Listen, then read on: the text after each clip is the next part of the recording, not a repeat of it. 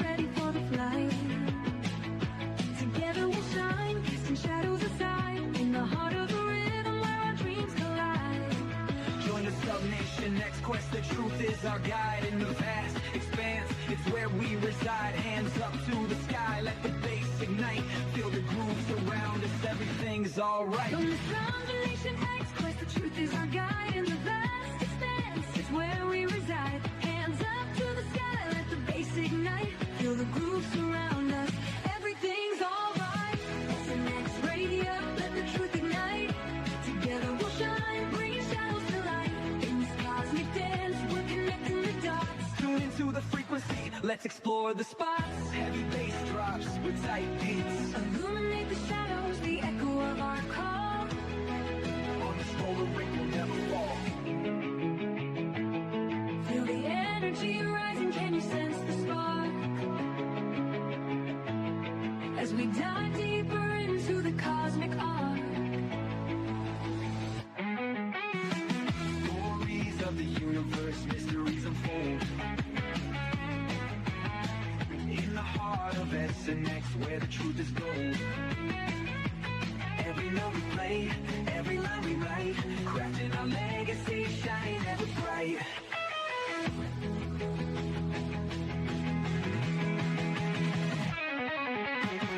SNX Radio, let the truth ignite. Together we'll shine, bringing shadows to light. In this cosmic dance, we're connecting the dots. Tune into the frequency, let's explore the spot. Here in the spotlight, we're taking our turn. With the fire in our hearts, let the passion burn. SNX Radio's call, ringing through the air. Together we rise, together we dare. So join us now, let the rhythm flow. With SNX Radio, we're ready to go. Unraveling the mystery side by side, we stand hand in hand. In this dance of truth, let the story expand.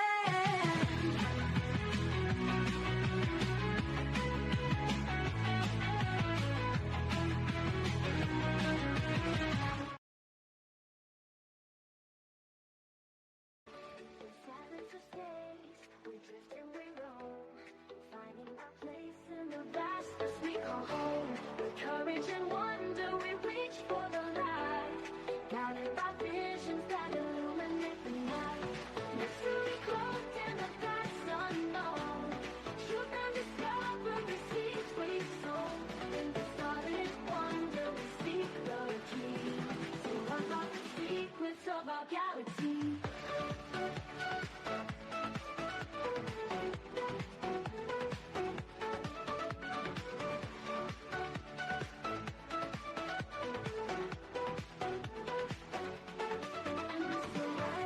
Our spirits ignite, chasing the dreams that fill the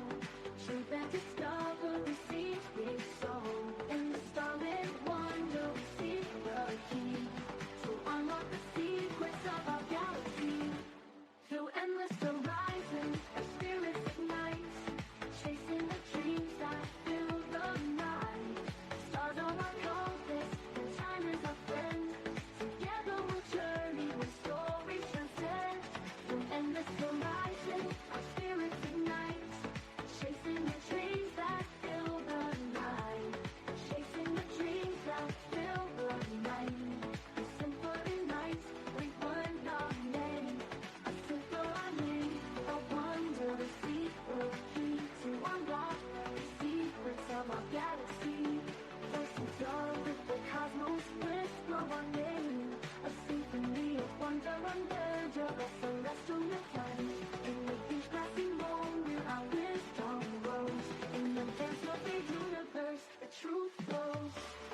quiet of the night, we dream and fly, with questions that echo through an endless sky. Bound by the stars, our story unfolds. In the universe, our destinies are told.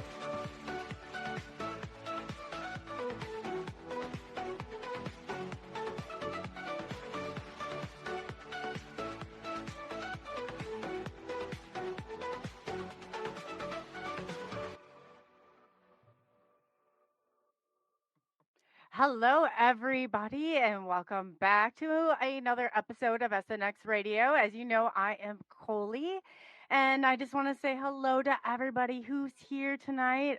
We appreciate it. We have an excellent guest.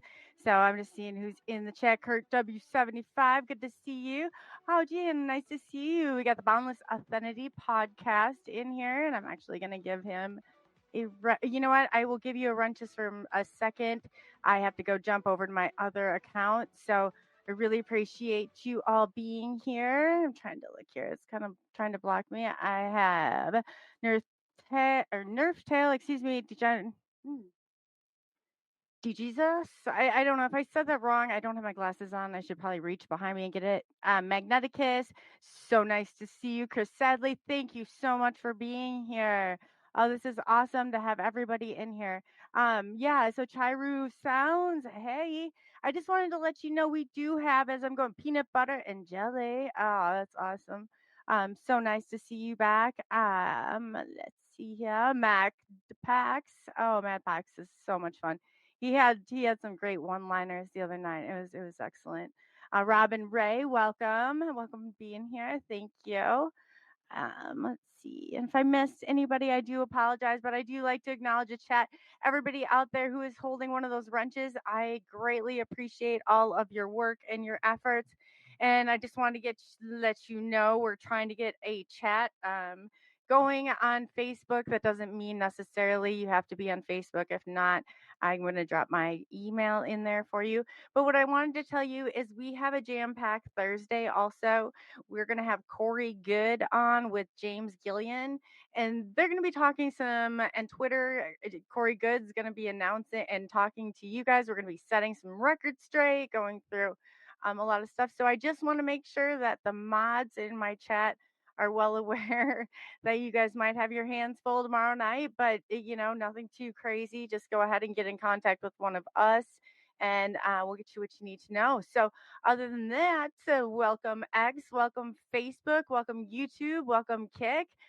We have a very, very exciting guest. I'm going to get back to him tonight.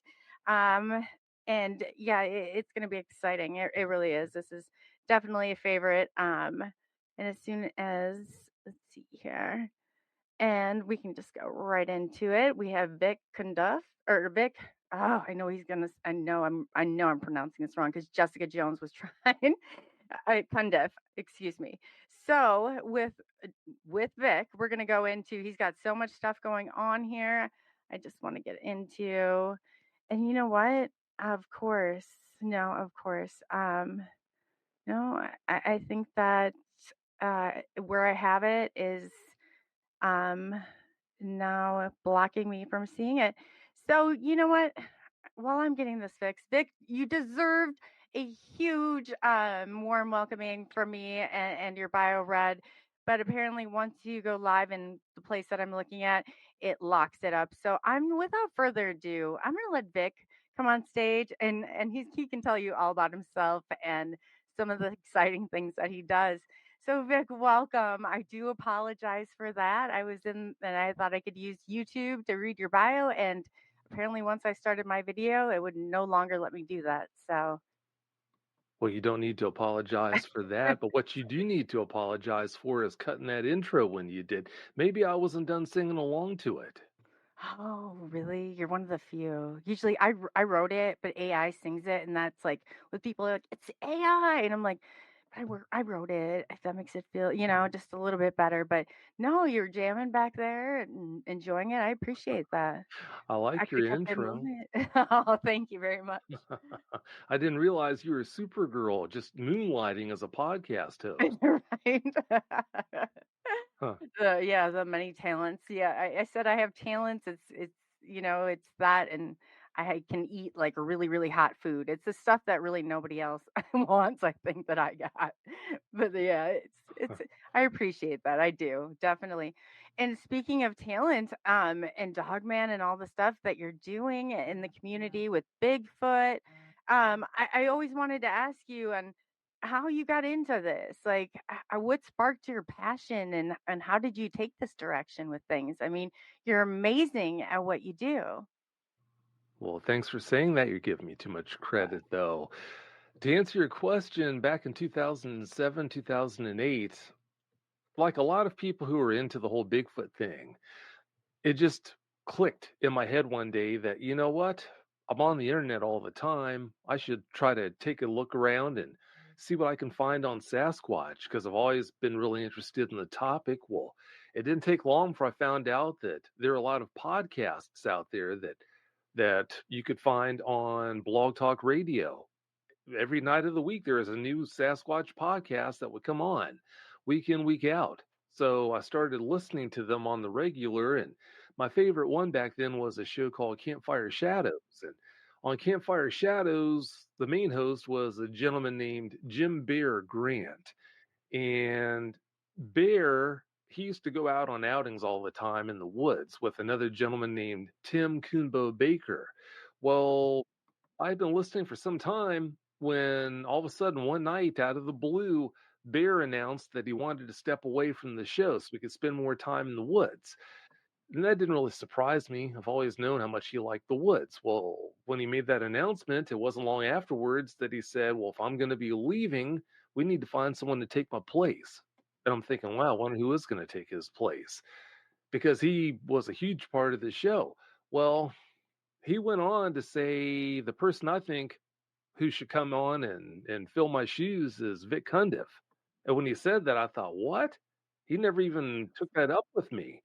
I thought, you've got to be kidding me. I can't do this. So after the show, he actually reached out to me and asked me about it. And I told him, I don't know, I'm going to have to think about this. So I thought about it and got back with him and told him, yeah, I'd like to give it a swing. So I did. And before I knew it, I was a co-host on the show with a unfortunately now deceased gentleman named Shane McMahon. So Oh. I did that for 2 years. And when I was doing that, after some outing they went on, Bear and Kumbo had gone on with some other people. They came back that Monday and were talking about what had happened. And they went on to talk about how this one guy who was with them, I don't know which one it was, but one of the guys with them on that outing saw what they called a dog-faced booger. Well, I knew what a booger was. That's an appellation for a Sasquatch in the South. Well, when they said dog-faced booger, I thought, what are they talking about? So after the show, I got with either Bear or Kumbo, I can't remember which one, and was asking about that. It's almost been 20 years now. And they told me that they were talking about a dogman. So I looked into the whole dogman phenomenon, and it didn't take long at all before I realized, okay, look, if you have a traumatic encounter with a Sasquatch, you can almost go to your corner grocery store and get help from someone. But if you encounter one of these dog men, who do you go to for help?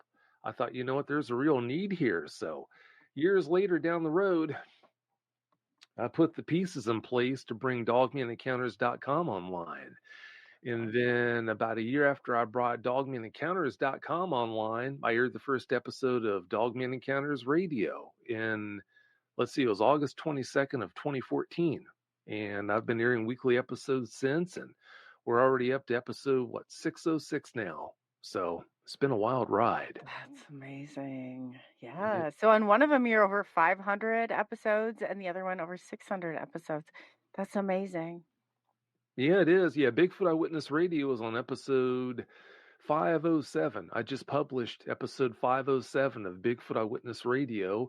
Bigfoot, I never saw it coming, but Bigfoot Eyewitness Radio was averaging right around 100,000 downloads a month. That's only, Congratulations. That's thank awesome. you. It's only available in podcast format. And yeah, that's just strictly podcast downloads. Unlike Dogman Encounters, which is available in podcast format and on the YouTube side.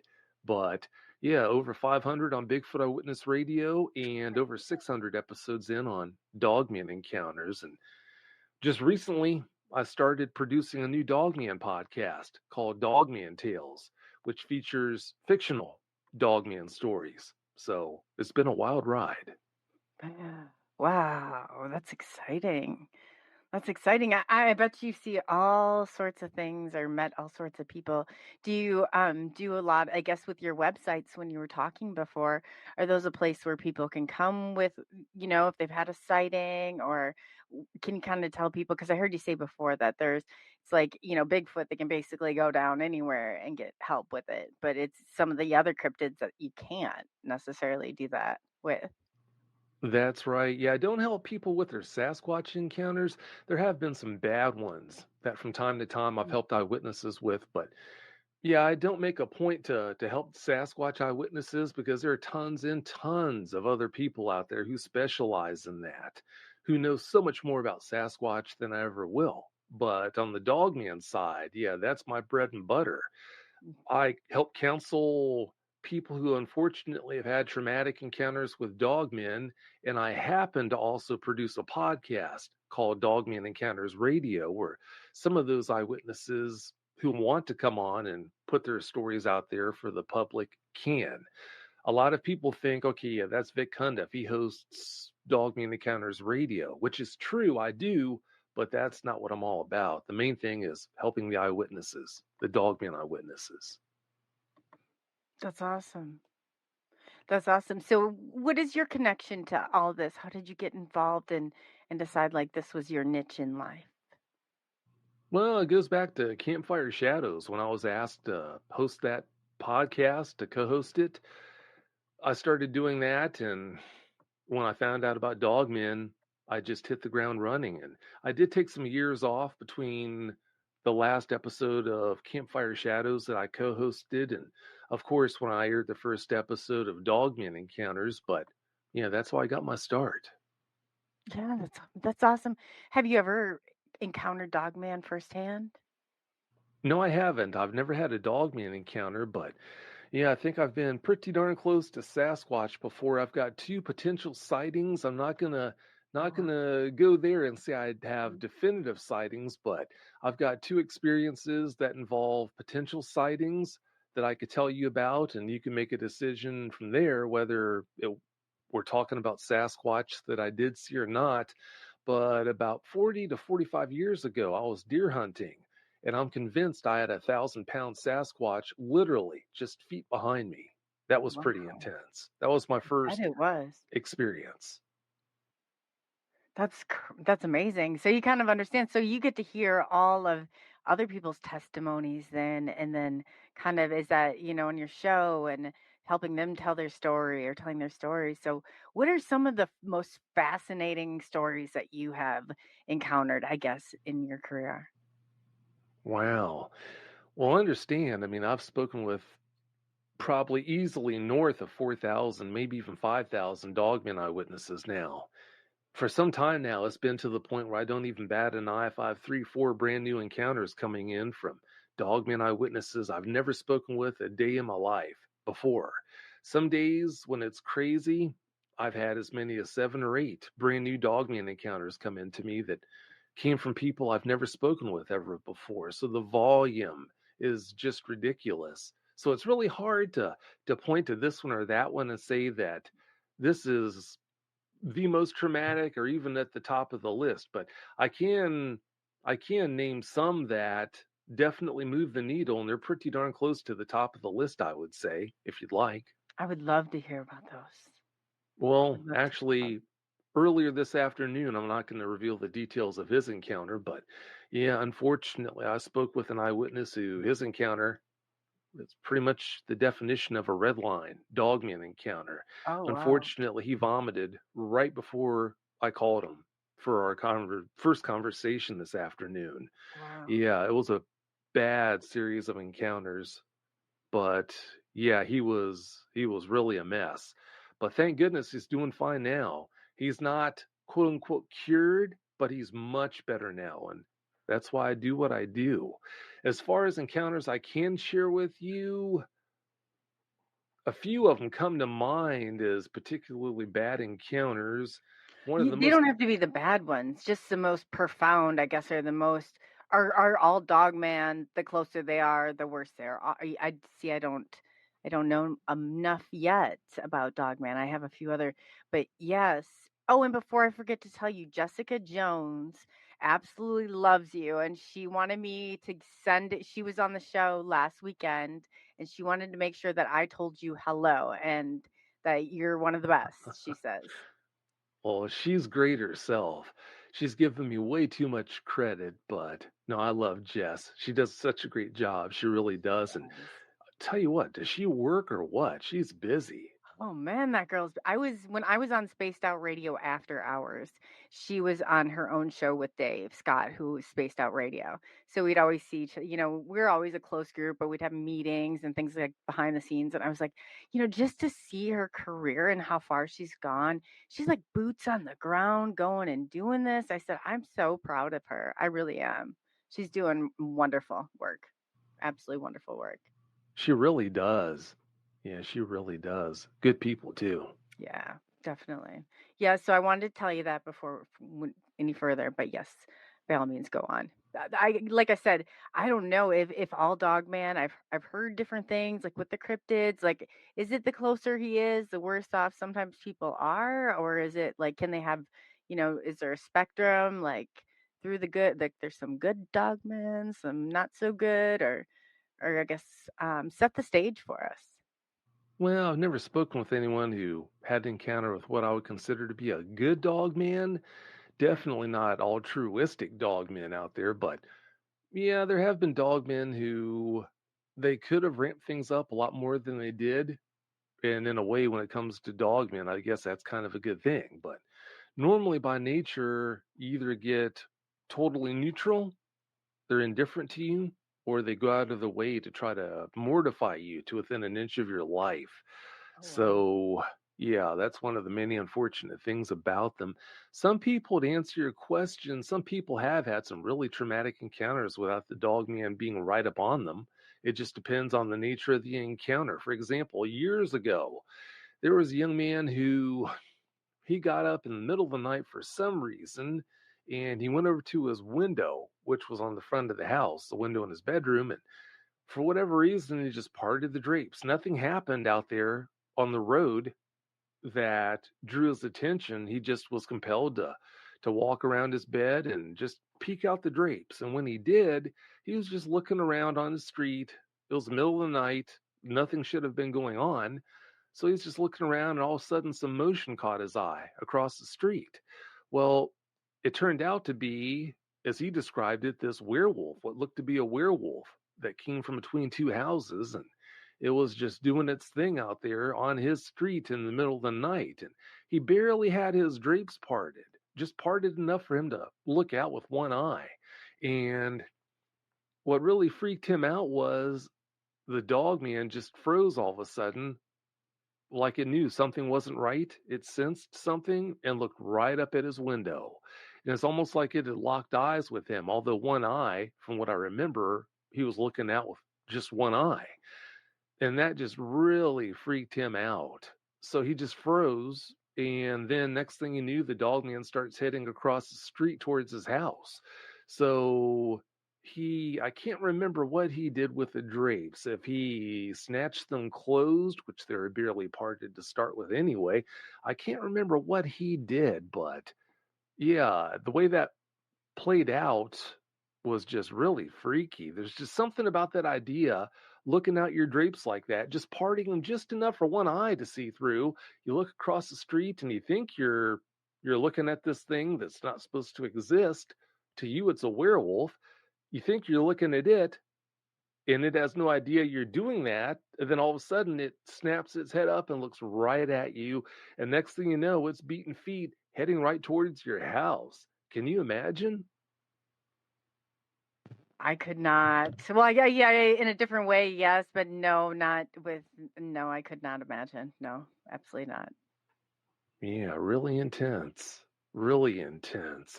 There was another young man who he was 6'10", maybe 6'11", and his family was having a get together around the holidays in upstate Michigan.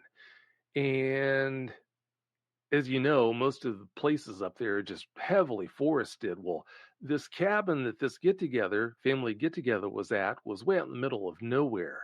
And instead of a driveway, they had just there was an open area in front of the cabin that people would just park their vehicles, just willy-nilly, just here and there and everywhere. Well, everyone was inside. They had a great time. Before too long, it got late. And naturally, as you can imagine, in upstate New York around the holidays, it's pretty cold.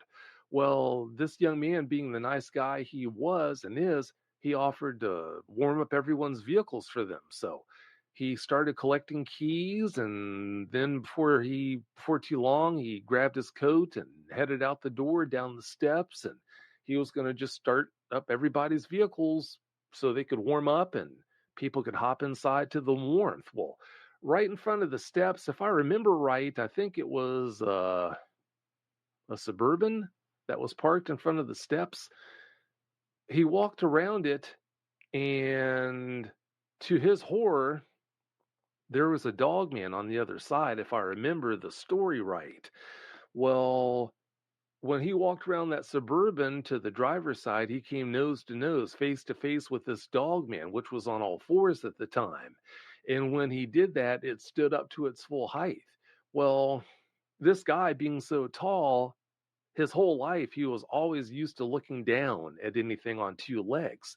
Understandably so. He was 6'10", 6'11". Well, next thing he knows, he's craning his neck to look up into the eyes of this dogman that's towering over him.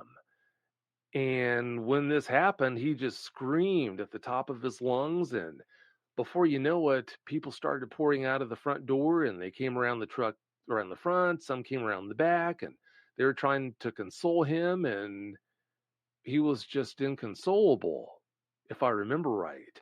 Well, they ushered him inside to try to get him to talk about what had happened. And it took a long time before he could actually come around and start talking about what had happened. Well, the dogman, when he screamed like that, it dropped back down onto all fours and just stumbled off into the woods. Well, yeah, as you can imagine, when you go from not knowing these things exist to being in a situation like that, you can just imagine what that's going to tend to do to you. Definitely. Wow.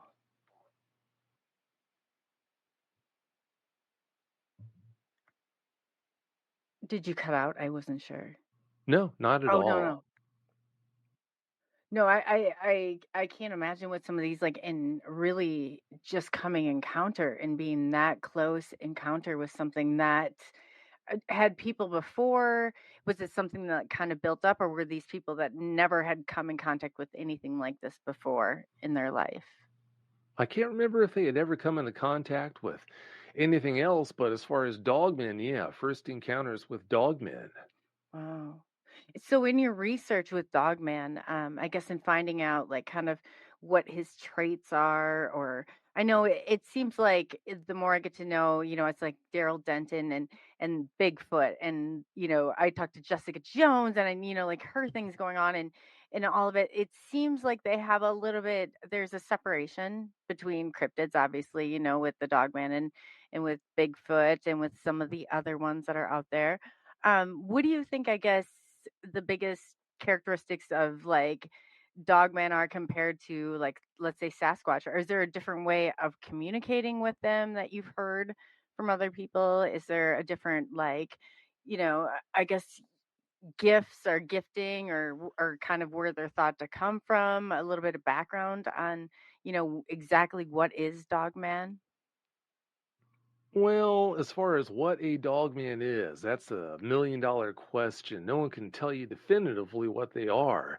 As the years have gone by, I wouldn't be surprised if there are multiple types of dogmen, such as some were made in government laboratories in a test tube, but then others are naturally occurring.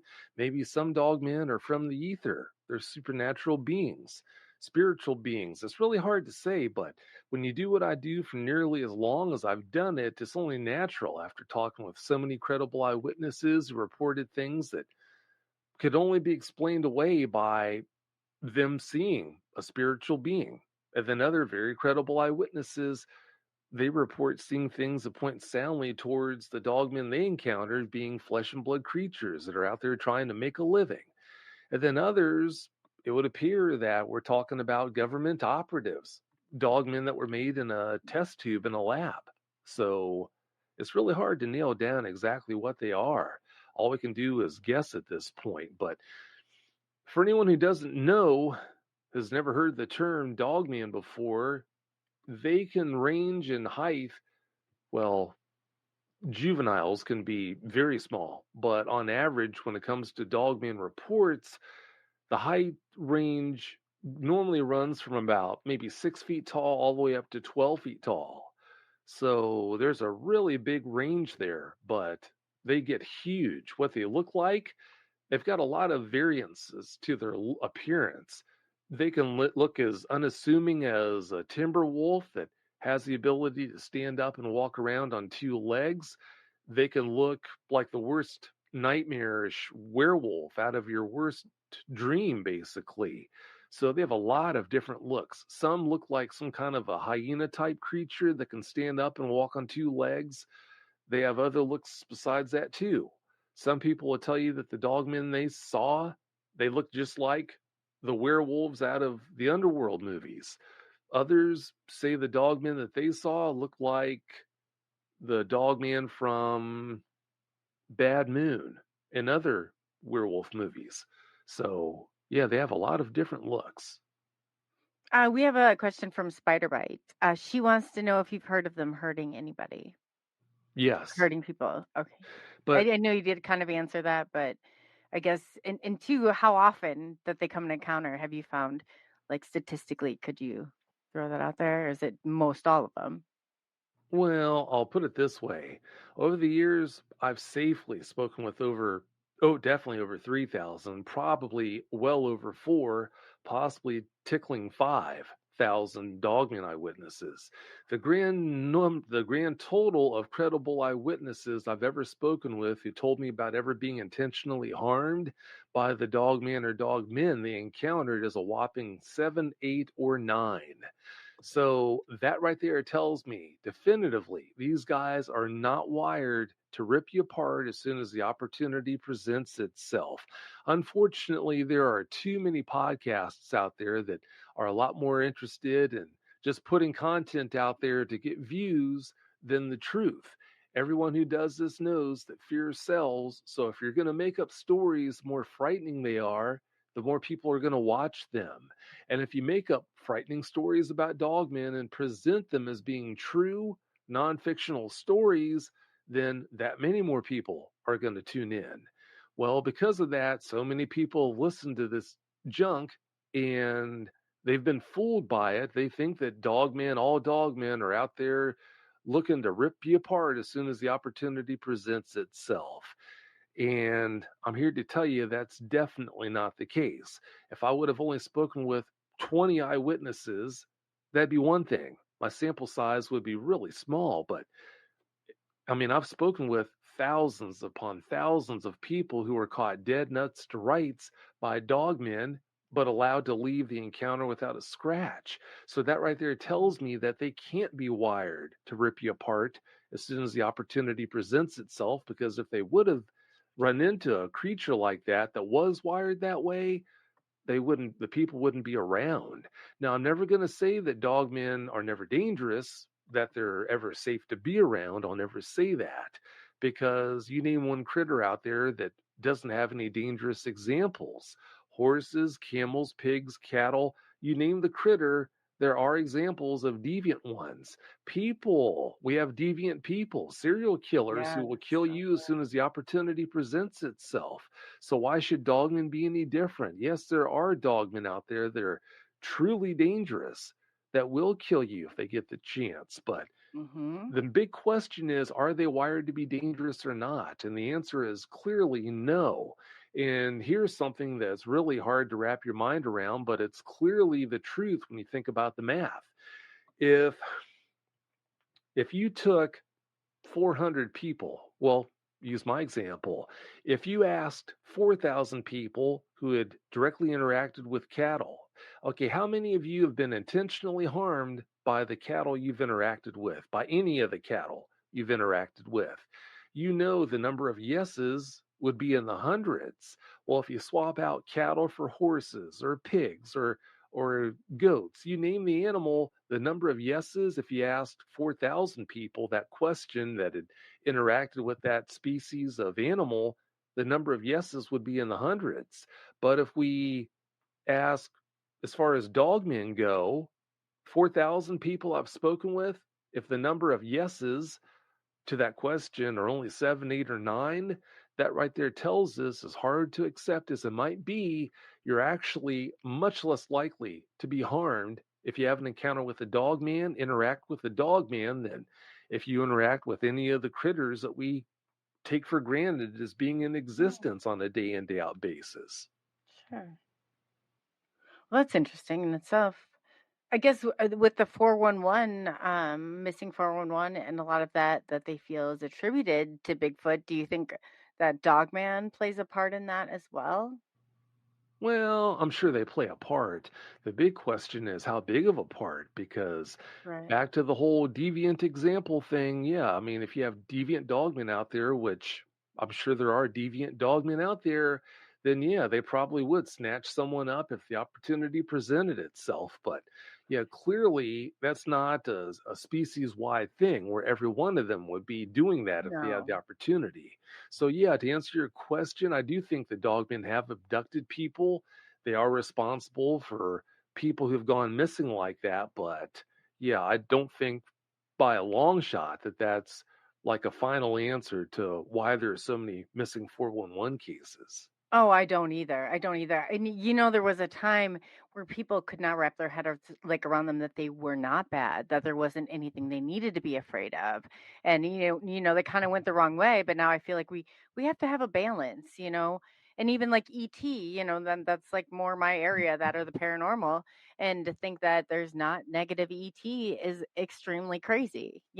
But what you said, and I really like it, I think you hit the nail on the head, is I've always said, how much of it is our own government?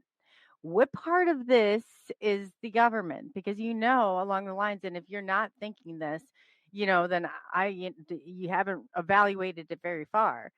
But I guess in hearing that too, like I for one, also think the same way. Like, exactly how much of this is a black budget project? How much of it is our government doing testing? I mean, it always has to sit in the back of your mind. And two, like you wonder where Dogman, if that wasn't a product of some government test, because we will never know, especially with this cloning and all this stuff that's going on. In the encounters, I guess too, in the encounters that you've really had the opportunity to dig and do a deep dive in, do they seem to be like interdimensional beings? Do they seem to be like something like maybe an science experiment that really went wrong that's here? I guess what is your take on some of that? I'm sorry, what was your question now? Oh yeah, it was mounded in there somewhere. No, I was kind of like saying in the beginning, I really thought that when you said the government, you had mentioned that before, that's genius, because I feel the same way in these black budget projects and things like that.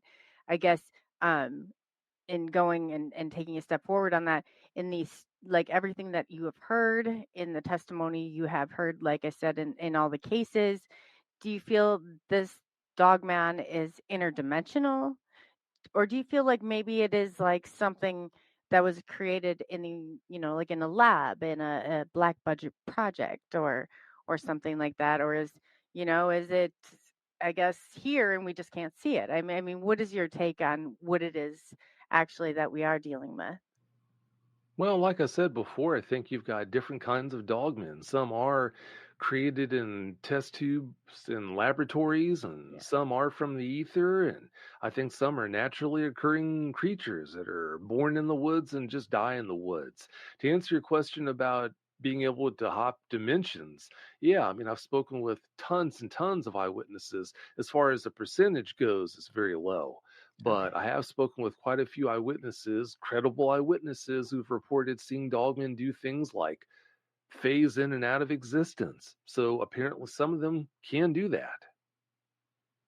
That's amazing. That's amazing. And I'm sorry that I'm asking such juvenile questions here on Dogman. And I love, and I've gotten into the whole Sasquatch, Bigfoot, and other cryptids, but I'm looking forward to learning more about it from you, because am finding in what I thought, going into even Bigfoot, what I thought some of the, things they weren't really what they were, and it's kind of like I'm trying to understand it from an expert's perspective, and how you explain this to somebody, or what this, if let's say I were to encounter it, or somebody were to come back on, that did do this type of research, like, and things like that. Like, I like to know if somebody's being honest or if not. So I'm trying to learn, like the audience is. I'm sure that we have Kurt W75 in there, and he follows a lot of your work and a lot of the Bigfoot and the Dogman stuff. But yeah, I'm trying to get in there and really get in to understand and to know it. So I thought, if no one better but you to help me. You've got such a wonderful rapport, and everybody just has ranting and raving things to say about you. So I thought you'd be the man to ask. Oh, thanks. But you called me an expert earlier. There are no such things as experts in the whole Dogman world or Sasquatch world. There are people who know more than others about these guys, but yeah, you're giving me way too much credit because, yeah, there are no experts. But yeah, just Well, doing I the guess best I can. if I were going to go to somebody who had the track record that you had, that um no, I appreciate it. I appreciate it. So you do these shows, you get on there. Do you talk to the people, like the families, that before you go on, or what's the process there to get to know and understand the story of or is it somebody who's maybe made a report through your website? Well, for the Sasquatch side, I don't. I don't do any pre-interviews, any conversations. I just prefer to go in blind and record the shows. I want to find out how many sightings the guest has had, but outside of that, I don't actually speak with them on the phone or anything like that. On the Dogman side, now every eyewitness that contacts me, I have a lengthy conversation with. My longest conversation with an eyewitness was like 5 hours, but yeah, how long the conversation is based solely on how much help I think they need. Some people who have had one encounter with the Dogman that's not that traumatic, they don't really need that much time. But others who've had multiples, especially traumatic encounters, and yeah, whatever time they need is what I'll do. But yeah, it's a mixed bag. I'm really focused on helping the Dogman eyewitnesses out there, so that's why I do speak with them, and I speak with a lot of Dogman eyewitnesses who you're never going to hear on Dogman Encounters Radio. It's all done behind the scenes because I don't make any secret about it. I mean, if a Dogman eyewitness needs help with their encounter, it doesn't matter if they want to come on the show or not. There's no requirement to do that. There's never any pressure to come on Dogman Encounters Radio. I'm in this to help the eyewitnesses, and I also happen to produce that podcast, Dogman Encounters Radio. That's awesome. So you actually get on there on that side of it with the radio, and you're telling it with them. They're with you on air talking about it. Yeah, I actually do an interview on the podcast. Okay. Okay. What I do is I'll ask about 10 minutes or so worth of character building questions. So that way, the listeners, once I do ask them about 10 minutes in, all right, whatever the person's name is, please tell us about your encounters now. Give us every last detail that comes to mind. Once I say that, it's not some stranger they don't care about, they feel like they don't know a thing about, who's talking about their encounters. They're going to say, okay, well, that's Mike or that's Jan. They feel like they somewhat know them. So that's why I ask about 10 minutes or so worth of character building questions. And then after that, I ask them to tell us about their encounters. And then after they put their encounters out there, then I ask questions about their encounters. So that's basically the format. Okay, that's awesome. So you get them on there, and then you're able to get that testimony out of them. That's awesome. That's a great way of doing it too, making them feel comfortable. I'm sure it's not an easy topic to hit, especially, going through. I'm sure a lot of them, it's their first time encountering it. A lot of usually they pretty scared by what they saw, or they're like thankful to be alive, or just confused by what happened, or because I guess in seeing, if I saw I don't know, a possum, I'd be just like up on a tree, probably higher than whatever. They'd need the fire department to get me down. So how do people, I guess, how do you find they digest what they saw? Or do you find like there's a panic of some sort, or disbelief, or I guess, what is usually your typical when after you get a call like that? Is it mostly like they're kind of frantic? What have I seen? How do you, things like that? Or what's been your experience in that? Oh, it runs a gamut. Some people, they just take it in stride and deal with it pretty darn well, and others are really torn apart, and understandably so, by their encounters. It just really depends on their mental makeup, how prone they are to being really traumatized by such an experience, which most people are when they see what they think is a werewolf. It's understandable that it's going to hit them that way, but Oh yeah. it really depends on their mental makeup, what the dogman did in the encounter, or dogmen, as it sometimes happens in the encounter or encounters. It really is a mixed bag. Like I said, some just take it in stride pretty well. Others are just, the first conversation, I mean, they are just wrecked. I told you about the guy this afternoon who vomited right before I called him. He was so shaken up Man. about his encounter, and I understand why. If you listen to his show, yeah, you'll understand why he was so distraught by it. But Wow. why I do this is, by the time we were done with the conversation, he was in a good mood, he was in great spirits, and he was ready to go. Can I say he was healed? No, he wasn't healed, because it takes time. I told him, I said, look, we had a good conversation here this afternoon. I want you to think about what I shared with you. Let it sink in. Just kick it around in your head, process it, let it sink in. And I'm thinking, so and so, his name, I'm thinking that in just a few days here, you should be in a really good place. And by the time I hung up, I'm not sure who was happier, him or me. You're wonderful to talk to. I can't imagine, like, you're talking about, I mean, building a rapport, so they try. I mean, you're just by having you on, I can imagine, and it's soothing. Your voice is so soothing. I'm sure you've heard this before, but I just, wow. And too, I give you a lot of credit. Like, this isn't an easy topic, especially like, in this area that you really took it on and embraced it and doing stuff with it. That's positive. That's amazing in itself also. Well, thanks for the nice words.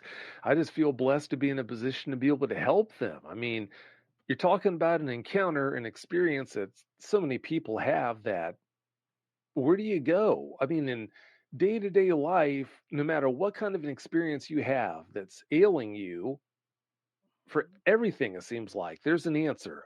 Okay, well, I hurt this body part, go to the doctor. This happened. Well, do that to fix that issue. But if you have a dogman encounter, when you have that, most of these people don't know anything about dogmen. They're just at a total loss. They don't know where to go. They think they're doomed to live the rest of their lives traumatized by this most traumatic experience of their lives. So when they find out there is someone out there they can turn to who has dedicated his life to helping people come to terms with their dogman encounters, when they reach out to me and I'm able to speak with them and make things right, make amends, then yeah, I mean, that really makes my day. Mm. It's something that makes you lay in bed at night and you just look at the ceiling and you're smiling and thinking how blessed you must be to be in a position to be able to do that. I mean, I really think this is my calling. I really do. I do too. I do too. There's nobody else I absolutely do. I do. Yeah, that's amazing when and just to have that and know your direction and know, and you're so good at it too. Have you ever had any cases where you're like, I need to call an outsider, like this is over my head, or this is an extreme case where you need some backup on it? No, no, I've never done that. I have asked eyewitnesses, and I do this on the regular. I'll ask them after our conversations, you think you'd feel better if I put you into contact with another Dogman eyewitness who had an encounter similar to yours? Similar place, similar state, the same state, sometimes same location. Would you feel better if I put you into contact with an eyewitness like that so you two could compare notes? And in most cases, they jump at the opportunity. But what I've found, Coley, one heck of a tool when it comes to helping these people come to terms with their Dogman experiences, it's a fact that when it comes to traumatic experiences, it's all about exposure if you want to get better and come to terms with it. If you have arachnophobia, for example, fear of spiders, what are they going to do if you seek help with it? They're going to take you in, sit you down, have you, whatever clinic you go to, have you watch all these educational films about spiders to help you learn about them. And then after you've done that, once they think you're ready, they're going to have you hold your palm out. They're Yeah. going to put a tiny spider in the palm of your hand and just have you hold still while that tiny spider is in the palm of your hand. So you can just sit there and watch this little spider, and you're going to be totally freaked at first. But as time goes by, you're going to see, okay, well, I'm sitting here. The spider's there on my palm. Nothing's happened. I haven't blown up. The Exposure spider hasn't. therapy. I was a therapist. That's right. That's all it Oh, is it's so uncomfortable. exposure. And then after a while, they'll take that Yes. spider off your palm. They'll bring a bigger spider in when you're ready and just graduate you Hmm. up and up and up. And just from exposure, once you're done, they'll have a tarantula in the palm of your hand. Yeah. Basically, you've been cured of that issue through, guess what, exposure. When it comes Hmm. to these Dogman eyewitnesses, yeah, I just use exposure. The more they talk about it, in almost every case, the better. Now, there are people who, due to their mental makeup, talking about it's not going to help them. But in almost every case, it does help. It does work wonders. So, yeah, I use things like that to help them come to terms. I was a therapist for 7 years, so I recognize some of that. I think that's brilliant that you know what that is and that you're incorporating it. But let me tell you that exposure therapy, I said there's nothing spiders, and I love spider bite in our chat. I love that girl, but actual spiders, I don't know how much I would need a lot of exposure. But in saying what you said before, I think it's so important for people to know, especially like in some of these areas. I know, like in MUFON, which is not, it doesn't have anything to do with Dogman. But my point is that once I got so far, I assumed that there was a step two. I assumed there was some protocol. I assumed once you got on the ship, there was all these things, and there is not. So just the fact, that you're going into this and doing this, Vic, like it's like a level two. You know what I mean? Like there's not even the people in that field that have, a lot they can report it to somebody, but there's not many people they have to talk about it and work with them on it, like outside of maybe a MUFON investigator. And it's just not the same. It really isn't the same. But when I was looking for a step two, or, the next part of the manual, there was nothing there. And I couldn't believe it. I couldn't believe it. There weren't some of these protocols there.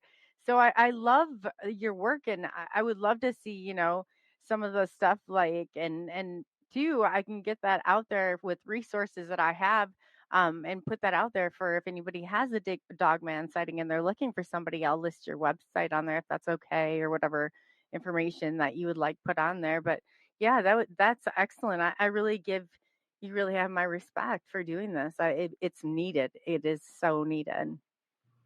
Well, thank you. Like I said, I wouldn't have it any other way. I feel so lucky to be in a position to do this. I feel like I was born to do it. I really do. Yeah, I think you were too. And when you find that in life, and so what was how long have you been doing this? Since 2000? And I read it right before. Was it 15 that you got Well, in? I brought dogmanencounters.com online, the website, in 2013. And then about a year later, I aired the first episode of Dogman Encounters Radio, which that's a story in and of itself. Holy cow. The first episode, episode one, on August 22nd of 2014.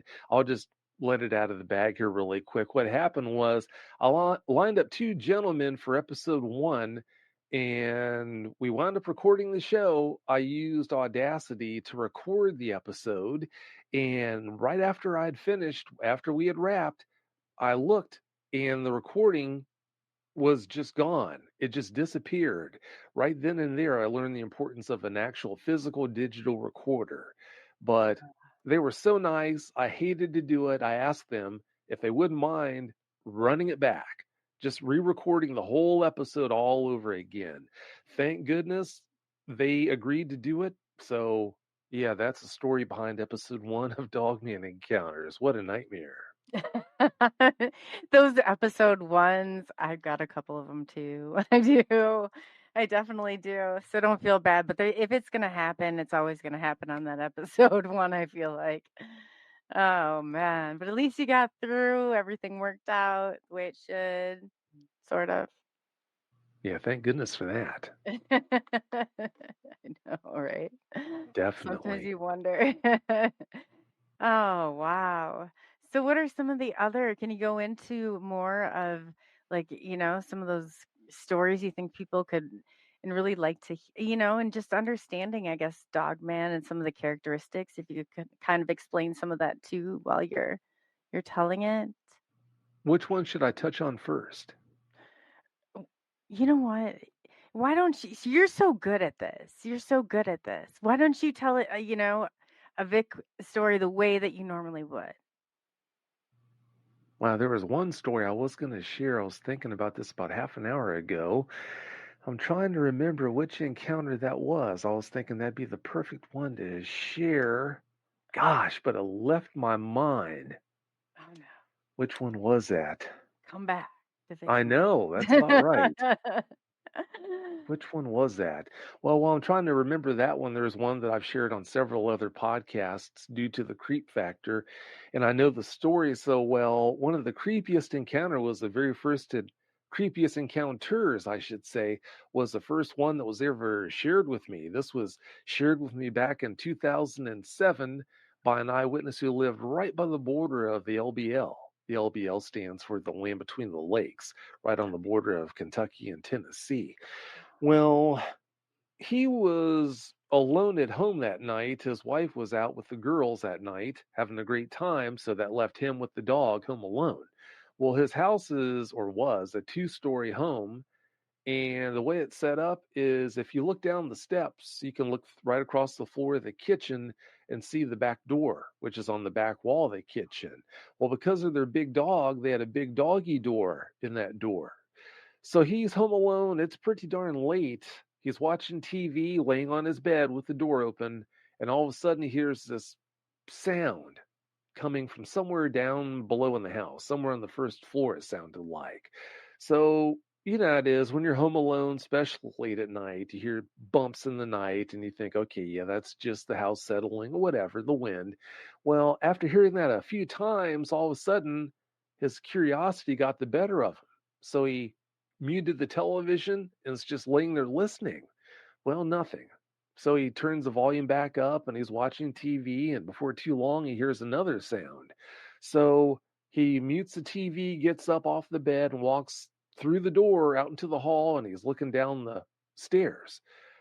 When he's looking down the stairs across the kitchen floor and at the back wall where the door is, to his horror, he sees a dog man, what looked to him like a werewolf, that had one whole arm and its head through the dog door.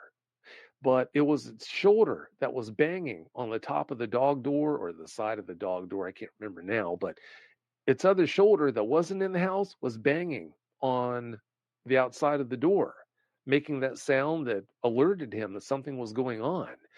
And when he saw it, it ducked out and it took off. But the big question he was wondering was, why was it trying to get in? If it would have gotten into the house, what was it going to do? So that really freaked him out, and understandably so. Absolutely, understandably so. Wow. That'd be intense. That'd be really intense. And they Oh, all definitely. do they all have the glowing eyes? Is that what they're kind of known for? Some do, some don't. Oh, some So, don't. Okay. Yeah, some people are right up on them and they don't notice any eye shine whatsoever. Other people, they see eye shine when there's no ambient light out whatsoever. They see eye shine from some distance away. So, yeah, there's no Mm, rhyme nor reason to that. that's interesting. That's real interesting. Wow. So, what do they do? They howl? Do they? I mean, what kind of noises have you known for Dogman to make?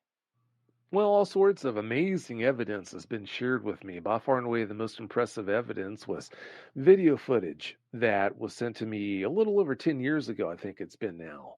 And that was taken in broad daylight, right in the foothills of the Sierra Nevada mountains, where Oh, this dog man had walked less than 5 feet from the camera lens. And this wasn't a photo, this was actual footage taken on a bright sunny afternoon. At first, the dog man was facing the camera, then it turned its back to the camera to go for some bait that this guy had hung about 5 feet from the camera lens. So, yeah, it was close enough where I got to see it from the front, I got to see it from the back. I could actually pick out hairs, individual hairs. It was wow. that close to the camera. But I've also had audio evidence come in. And in that evidence, I've heard howls that would really just make your hackles stand up big time. Howls, and apparently they growl, and they make other vocalizations too that are hard to put a finger on, but we really don't know what the limits of their abilities are when it comes to vocalizations. All we can do is guess. So they're more, you describe them as like people think they look like a werewolf. Is that what I heard you say before?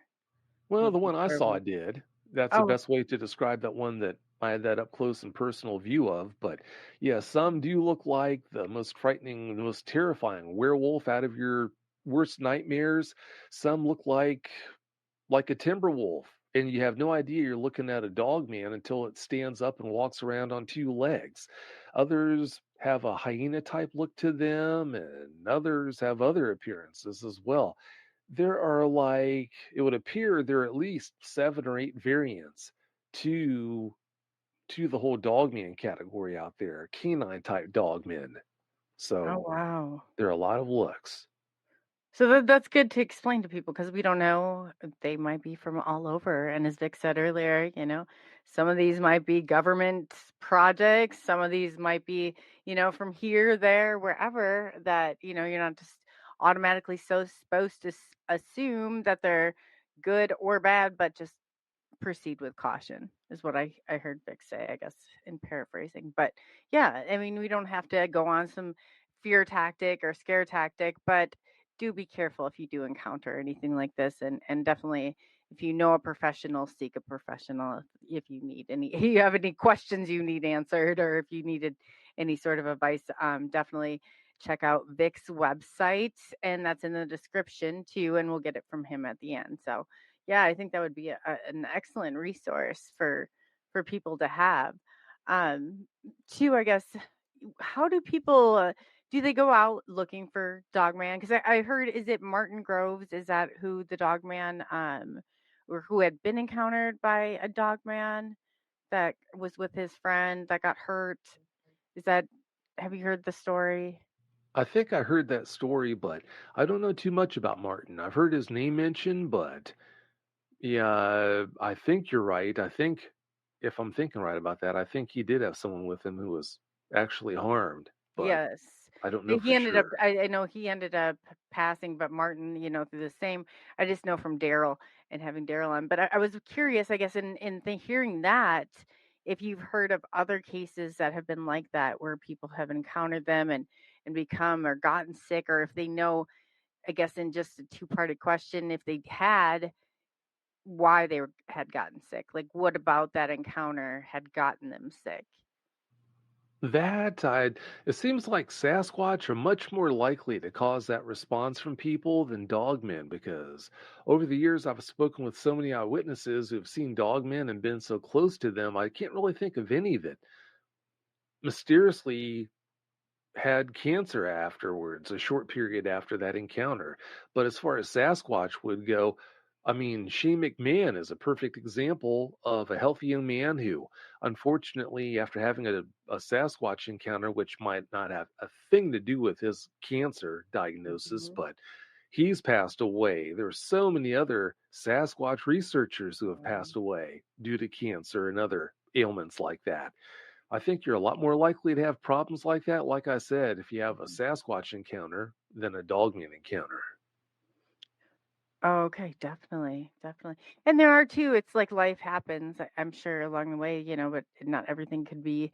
But I'm just curious as to, because I have heard of a few cases also where there were medical complications. If you knew maybe a little bit about that or what was getting them sick, I didn't know if they got bit, if it was something that they chemically have in them or what was causing it. I guess I was very curious about.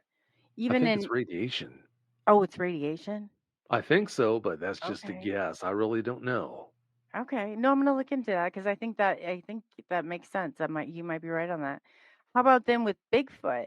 What are they finding in those cases where people are, have some of those things maybe not attacked, but close to them or close proximity? Is it radiation also? Oh no, when I said radiation, I was talking about Sasquatch. I think Okay. all these people who had cancer after being Hmm. at close range with Sasquatch, yeah, I think it's radiation that does that. As far as dogmen, yeah, like I said, I don't really know of any cases where people are really close to them and Hmm. wind up having cancer issues. I don't really know of any cases like that. Okay. Okay. I understand. Yes. And then I guess we can get kind of talk Bigfoot a little bit here too. In like have you encountered Bigfoot? Is that something that you have encountered? Well, like I was telling you at the top of the show, between 40 to 45 years ago, I think I had 1,000 pounder just feet behind me, way out in the middle of nowhere. In the dictionary next to the middle of nowhere, they probably should have had a picture of this place. But Right. yeah, there's that experience. And then there are two cases where I just might have seen the Sasquatch, but all I can do is tell you what I actually witnessed, what I experienced. I can't tell you definitively what it was that I saw. I No, don't I would like it love to when, hear about those cases. Yeah. sure. Well, the first one, I can't remember how long it's been, maybe 7 years now. The first one, I like to go walking. I like to go way out and just go for nice long walks out in the country. Well, that's what I was doing this day. And there's this bridge that arches up and over this brook in this area where I went walking. Well, I parked the truck. I walked about half a mile to get to that bridge. I walked up and over the bridge across that brook. And then there's this green field that was a short distance from that bridge that I would walk to the green field. And then I just took this path through the field. And I had walked about maybe between a quarter mile to a three-eighths of a mile just through that field, basically, or next to the field. And after I walked that distance, I decided, you know what, it's time to just turn around and head home. So I turned around and I had walked a short distance back towards the bridge when I noticed this subject coming up and over the bridge, too fast to be walking. And the subject, to describe it, was black, black. I'm not going to say Vanta black, but this subject was black, black. The green field was about 6 feet tall, so I was still able to see over the top of it, but not by all that much. Well, the way the angles were set up, the bridge was set so that I had to directly look over the top of the green field to see the subject. So as it came up and up onto the higher parts of the bridge, I could see more and more of the subject. And then once it got to the top of the bridge, I could see its feet. Well, it was either the subject was probably taller than I was, so it was probably tickling around 7 feet, or maybe just a little bit under 7 feet. And it was either a subject that was 7-ish feet or so, or just a hair under, with a black sweatshirt on with its hood pulled up. And it was one of those sweatshirts, if it was a sweatshirt, that had a notable point on its hood, and black pants, black shoes, black gloves, because the whole subject was just black. And it was running up and over the bridge towards my side. And when it was running, it was doing this really funny, like, I can't do any justice to describing how it was running, but it was kind of like plucking its feet. Think about how it would look if a person was running on a glue trap, where the glue trap was kind of like sucking down the soles of their shoes, and they were using effort to break that stickiness. It kind of looked like that in a way. It was a Okay. strange running style. And by running, I mean more of a jog. It definitely wasn't running. It was more of a jog. But yeah, I saw that figure come up and over the bridge. And once it got to my side, it turned to its right, my left. And then it was running along that edge of the green field. So I was watching its head for some time as it was running along the far side of the green field, and then it kind of went downhill because that area sloped down somewhat, and it went out of sight. Well, I'm hurrying, trying to get to the point where I can look to my left in the direction it went, but I figured by the time I got there that I wouldn't see anything, and sure enough, I didn't. So that might have been a Sasquatch. It was either a Sasquatch, a thin Sasquatch that I saw that day that was close to 7 feet tall, or some guy that was close to being a 7-footer that had just nothing but black on. But it was a warm day. It was a nice day out, probably close to 80, maybe 85. So I'm not going to tell you what it was I saw. All I can do is tell you what I experienced. Wow, that's amazing. That's some compelling stuff right there. Definitely. You got Jessica Jones in the chat cheering you on as well. Hey, Jess. Yeah, the cryptid huntress is here. I saw she had commented earlier when she saw the promo, and like I said, when she was on the show over the weekend, she was talking about, she's like, Vic, and I said, he's coming on. She's like, she just ranted and raved about you. So I was like, no, yeah, I'll definitely tell him. She wanted me to make sure to give you a shout out from her. So I did She's earlier. So, but she's here watching now. So I got to make sure that I get it done.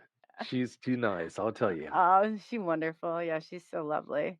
She's so lovely. That's awesome. So I mean, do you think that in your Bigfoot encounters, like, do you think that you'll ever go out and look for one again? Because a lot of people say there's no way that you can even, it's so hard to make contact, or, there's so many different kind of rules of engagement, if you kind of know what I mean, like with that, sometimes like, oh, you're never going to get if you don't bring gifts, or if you don't do this. So everybody's kind of got their own like thing that they do. What are some of the, can you kind of go into some of the Sasquatch, the side of things, and, some of the cases, like the biggest cases you've come encounter with there, or some of the craziest ones, or any of those? Wow. It's all too easy to think that the Dogman side's the crazy side, but there's so many more Sasquatch I think, encounters, so many yes. people that come forward and talk about their Sasquatch encounters. It seems like the Sasquatch side has the craziest experiences, but just because they're crazy experiences doesn't mean that they're not true. So, Right. yeah, that's not to discredit them. No, definitely There have been so many experiences that are just really over the top on the Sasquatch side. It's really hard to point to one and say that this one or that one stood out. Let's see. Gosh, understand I produce one Dogman podcast where I interview guests. Well, I produce two Sasquatch podcasts where I interview guests. Well, I take that back. My Bigfoot sighting is a true story time format, in that the Sasquatch eyewitnesses who come on my Bigfoot sighting, My Bigfoot Sighting podcast, I don't interview them. They just share their experiences. But if you want to talk about overload on the Dogman side, yeah, yes. the Sasquatch encounters really run together with me because, I mean, just this week, I produced 3 Bigfoot Eyewitness podcast episodes. I produced 1 podcast episode of my Bigfoot sighting. So that's 4 episodes in 1 week compared to just 1 episode of Dogman Encounters. So you want to Sure. talk about a blur, the details running together, it's going to be really hard for me to share Sasquatch encounters because of that. Oh, I understand that 1000%. But yes, definitely, if you could go into a couple more, and I'll see too. Chad, if you have questions for Vic, please put those questions in all chat, in all caps, and I will start to go through and get those collected and see if we have any questions. But yeah, could you go into another one of your stories and kind of tell us another, big, if you have one or you can remember one about Dogman? Let's see, another Dogman encounter. Well, one of the most memorable encounters was from episode 117, where a man named JT, that was an anonymous name, he wanted to remain anonymous for obvious reasons. He was a government official. But Oh. when he was younger, he had this hot rod Coronet. That's a Dodge for anyone that doesn't know cars all that well. It's a car that was made in the 80s. I'm sorry, the 70s, I think it was. But yeah, he had this hot rod Coronet that he was driving either to his girlfriend's house from his parents' home or from his girlfriend's home to his parents' house. Pretty late at night, he was driving it through the country, and I guess on his left hand side, he had a stand of woods, and on the right hand side, he had this big pasture. Well, there was a pretty bright moon out that night, and as he's just driving along this road, next thing he knew, this shadow that had been up against the tree line that was pretty far away from the road across that pasture, he noticed that a shadow detached itself from the forest and started heading his direction across that pasture at a pretty alarming speed because he wasn't going all that slow at the moment himself. Well, it just moved on an intercepting course towards his car, and then once it got to the fence, which was just literally on the other side of the ditch from the road, it hopped the fence, and next thing he knew, because it was a summer night, he had his windows down, next thing he knew, it was right next to his car pacing him. Well, unfortunately, it wound up sticking its head inside the passenger window, and I guess he thought it was trying to get him. It stuck its head through the passenger window, and when it did that, he nailed the gas and was able to outpace it, to outrun it. There was a part of the road where there are a lot of curves up ahead. His whole thing was he wanted to get through that section before it had a chance to catch up to him, because in that area where all the curves were, naturally he couldn't go all that fast. So, yeah, that's one of the more memorable experiences. Again, that's episode 117 of Dogman Encounters. Wow, that's awesome. What do people, I guess, when you go through and you talk to them and, do you ever find that they have more than one or have they called you back or is it kind of like, does it get like the UFOs or the Bigfoot where you're out building rapport with them? Has it gotten that far, I guess, is a question I have. Oh, yeah, I do hear back from people who they contact me to let me know that they have other encounters with dogmen, unfortunately. And if they do, then I just do the best I can. If they need help coming to terms with the new experiences, I just do the best I can to help them with that. But yeah, that does happen, unfortunately. But because I've had so many people come on the show for or due to repeat encounters, I try to make sure people understand that it's easy to think because of that if you have one dogman encounter, you might be doomed to have another one. But that's definitely the exception rather than the norm.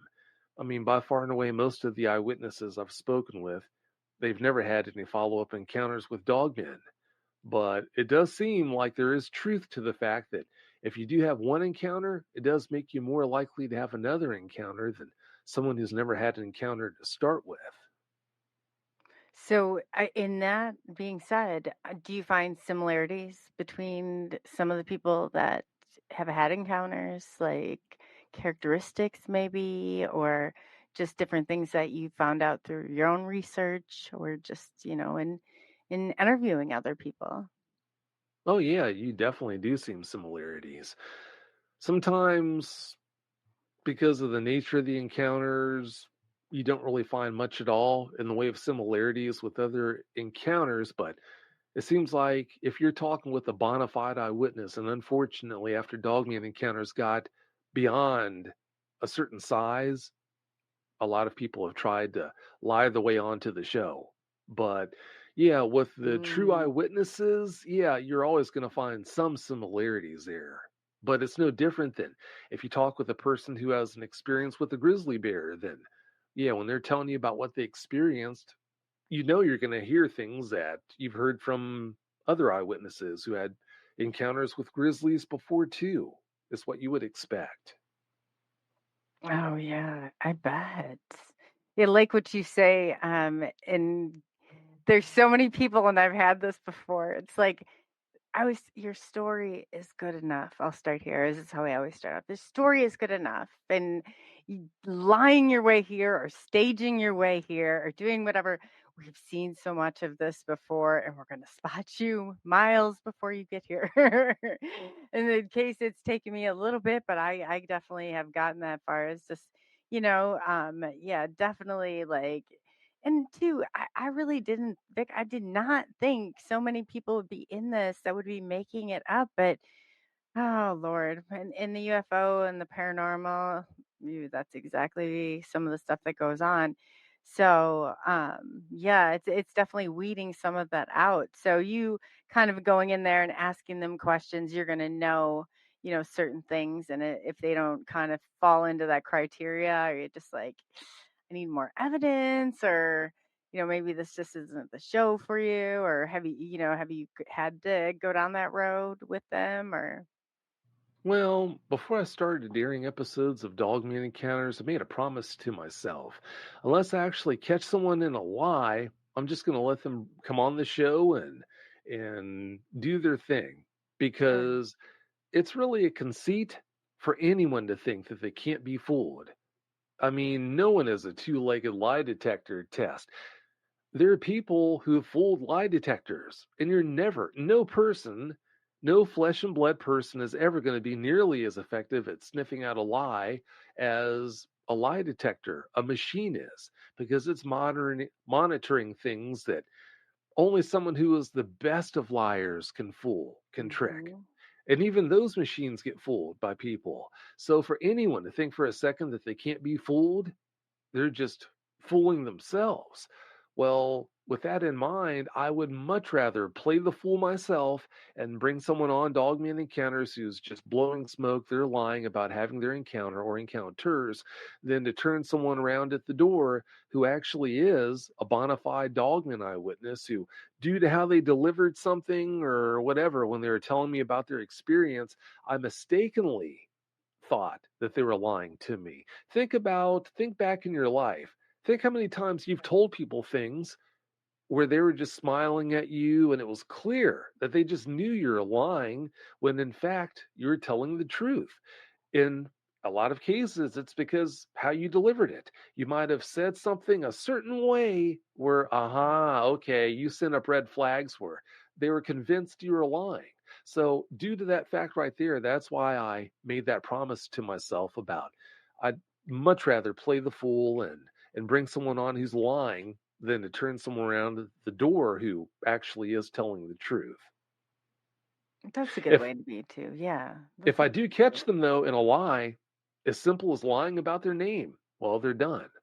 Fool me once, fool you on you. yeah, yeah. And if they've proven that they will lie, then that's it. And that happens a lot too, where I catch them. And if I do, I show them the door. That's a good way to be. So if they, yeah, so you want their name, like you want their real name and real, like to check it out and then if they say, hey, and give you something wrong, then so that's good because you're doing those checks and balances, and that's all like anybody could really appreciate. And I tell you, because I know how it got, I know, and weeding some of it out, and that in itself, it can be a nightmare to try and do that because you don't want to take away from somebody's story. You don't want to take away from, if they are a real experiencer and going through all this, it's like you definitely don't want to take away their story. But on the other hand of it, you don't want other people's stories to be taken away by them because they're not being honest. But seems like you got a pretty good grasp on things over there. So I think that's amazing. I really do. Well, thank you. I've had a lot of practice doing it. And no, to answer your question, I don't check out, I don't look into trying to find out what their real name is. Sometimes they'll just tell on themselves. You'd be surprised how many I people, bet, yeah. yeah, they tell on themselves. Or due to this, I'm not going to reveal what it is, or they do this, they do that, and it just tells you right away that they've lied about their name. You wouldn't believe how many people out there do that. Oh, I bet I do. And being in this, I bet I could probably just, if I didn't know, I bet I could imagine. Because we get it in just a little bit different of a way than which you get it. But yeah, oh gosh, it's so frustrating sometimes. I'm not sure what the community is like over there, but I say that some within this unit, and especially with like the UFO community and some of it, there's some, illness that resides and kind of comes through, and it really, it definitely resides in some of this community. So you just have to be careful. And if you're taking this and this is your data and what you're doing, you just kind of have to be careful. You're dealing with a sane individual or seem sane, or if they seem sane, still do a little bit of check into them and just make sure they're okay, because we get a lot of that. We get a lot of that. So, yeah, it does. And, I get to the point, I think, and, some of the stuff that I do, I'm like, man, why are we here? And these law, but it's not, it really isn't our job. I mean, unless and you've come across something and it's like bold faced. But I like the way that you do things where you open up that line of communication, and you have, an open dialogue that's going, and that right there, you're going to find out so much, and it's going to take care, I think, of a lot of those problems that maybe, some of the rest of us encounter that don't, implement that nice service in there too. Because it really is. I mean, that's a great way to get to know people and really establish rapport with people. So that's pretty cool. Well, thank you. Wouldn't have it any other way. Yeah. Yeah, that's awesome. Yeah, so I know I've kind of kept you tonight, but I was wondering if you could kick us out with one last story. One last story. Well, there was a young woman who was a security guard at it was a lumber mill in the middle of the forest in Oregon. I can't remember how long it's been since this encounter happened, but the guy who used to work security with her overnight called in sick, or he was going to be late. Long story short on that, she wound up having to work alone that night. Well, I think she showed up to work. Her shift started around 11 p.m. And I think around 2, she was taking a break. She was leaning up against the back wall of that lumber mill right next to this door that she had come out. Well, she was just smoking the cigarette, looking around, and all of a sudden this dog man made its presence known. And when it did, she ran inside the door and slammed it and went up these stairs up into the catwalk that it was just a network over the whole shop floor. Well, she ran up thinking getting height was her best option. And to her horror, before she had made it to the top of those steps up into the ceiling where the catwalk was, she could feel the steps jarring and hearing the bam, bam, bam, bam, bam of something coming up behind her. So she turned around and looked, and here that dog man was coming up the steps after her. So she ran across the catwalk area and then back down a set of steps that hit the shop floor pretty close to these offices that were inside the whole building there. Well, she ran through this door that led into that network of rooms and all that were the quote unquote offices. And she ran into the break room. And when she did, she hid underneath, you know how lunch tables, they make those long lunch tables that you can fold the legs up and everything like that. Well, that's the kind of tables that she said that they had in that lunchroom. Well, she was hiding underneath one of those tables. I can't remember how long, but maybe several minutes, when all of a sudden she hadn't heard anything. So she decided to peek up over the table. There were, I think, two windows, two long picture windows that had a view of the hallway outside of that lunchroom. So she goes and slowly peeks up to look over the table at those windows. And when she did, that dog man was standing right at one of those windows, looking right at her, making eye contact. And it had another dog man standing right next to it. They were both staring her down. I can't remember for sure what happened next. I think there was a door in that lunchroom that led outside to the front parking lot that she ran for, hit the door, and barged out into the parking lot. And when she did, she saw that the guy who was going to be coming late, he was parked right next to her truck. So she goes running up to him, hysterical. And she's trying to tell him what happened, and naturally she was beside herself, and he was trying to console her and find out what was wrong, and she just wound up hopping into her truck and just peeling out of there. But yeah, just due to the nature of that encounter, that definitely stands out as being, it's up there for one of the more traumatic experiences an eyewitness has ever told me about. Wow. 2 of them even.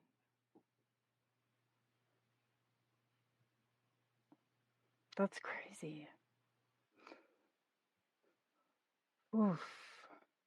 So what is the first thing you kind of go in if you get a call like that? How do you start to calm them down, or how do you go into, when you get a call like that to help them process it? Well, just basically explaining to them that, number one, a dog man that's got it in for you, especially in a situation like that, you're never going to get away from. If a dog man in a situation like that really has it in its head that it wants to get you, you're never going to be able to get away from it. I've used this example before also to explain it. If the best high school football team played the Dallas Cowboys 100 games in all sorts of different conditions, hot, sunny weather, the worst snowstorm, a deluge of rain, you name the conditions, really high wind, high windy day, you name the condition, 100 times out of 100, the Dallas Cowboys are going to beat that high school football team because they outclass that high school football team in so many ways, in every way. Well, that dog man, physically, it outclasses you as an eyewitness in every single way. It's faster. It's more agile. It knows the woods. If you're in the woods, it knows that wood so much better than you ever will. It's not even funny. It's got every advantage. So within a certain range, I mean, if you're close to your vehicle and it's so far away it can't get to you, that's one thing. But if you're running for any kind of a distance, then that's what I'm talking about here. Time after time, I talk with eyewitnesses, and when I break it down for them and try to help them understand, look, the reason why we're having this conversation is that dog man, when it boiled down to it, it didn't want to harm you, because if it would have wanted to harm you or kill you, it would have done that. It had every opportunity. So it's just basically helping them understand that and helping them understand other things as well. It's just basically what I focus on doing. That's awesome. That's awesome. So tell people where they can find you and your channels and what nights of the week to look for you. Well, the first podcast I want to put out there and promote is my new Dogman podcast, Dogman Tales.